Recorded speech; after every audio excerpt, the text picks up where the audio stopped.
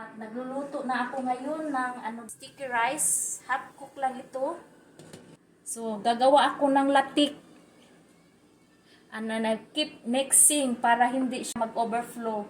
So, kailangan talaga na i-mix ng mikos na mikos. Tingnan mo, nag-ano na. Yan.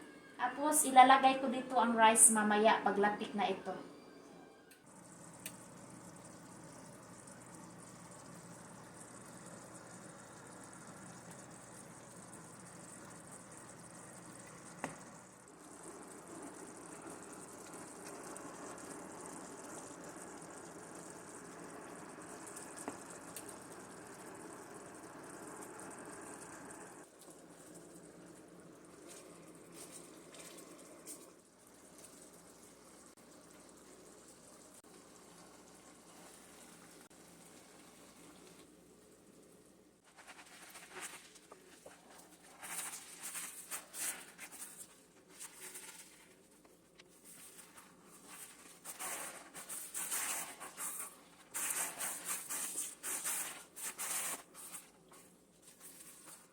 Malapit na maluto yung biko ko, guys. Paborito kasi ito ng asawa ko, kaya pagbigyan ko siya.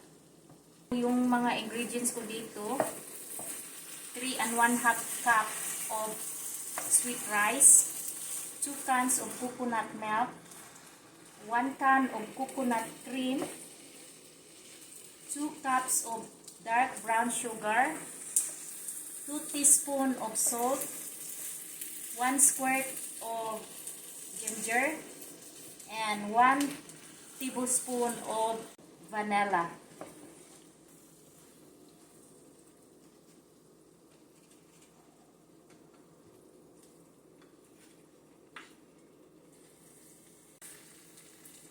Ang toppings ko dito ay toasted coconut flakes.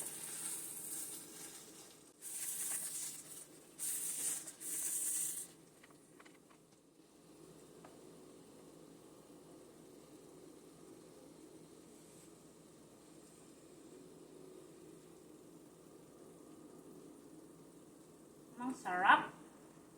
Lami, lami. Sakto-sakto lang yung pagkatamis niya.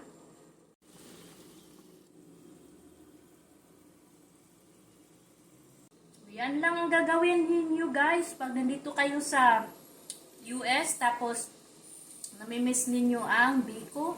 So, huwag kayong tamad-tamad, magluto na lang para mawala yung craving mo sa biko. Biko special, Bisaya style, with love.